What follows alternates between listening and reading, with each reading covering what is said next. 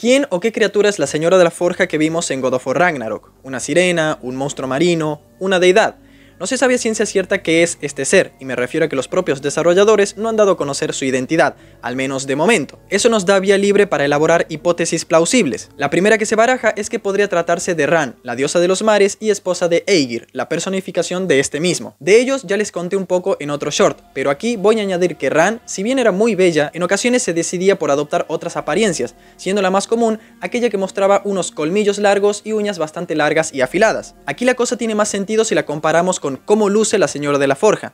Sin embargo, en los mitos existe otra explicación y es con la que personalmente me quedo en tanto obtengamos, como les dije, una respuesta oficial. Y es que la señora bien podría ser una Asradi, que sería el equivalente a las sirenas de los mitos griegos, con la particularidad de que a las Asradi se las consideraba en un principio seres tan poderosos como los propios Aesir, los dioses que habitan en Asgard. O sea, imaginen el poder que podían llegar a controlar. En otros escritos un poco más antiguos y sobre los cuales hay mucho consenso por parte de expertos, es que las Asradi fueran parientes lejanas de Hela, la hija de Loki. Así que eso explicaría mucho sobre los dotes de esta criatura para forjar con muy pocos recursos y solo con su magia, sin nada de herramientas adicionales, un arma tan poderosa como la lanza Draupnir. Y otro detalle adicional de las Asradi es que su piel era de tono azul platinado, siendo capaces de capturar la luz de la luna llena entre las hebras de sus cabellos. Otra descripción muy similar a la que vemos que tiene en el juego la Señora de la Forja. Al final, ahora que sabemos todo esto, me surge la siguiente inquietud. Si Brok y Sindri ya habían visitado varias veces a la Señora de la Forja, ¿cuántos artículos y armas les habrá fabricado? Lo cual pone en tela de juicio si todo lo que estos dos se atribuyen a haber creado realmente son de su autoría.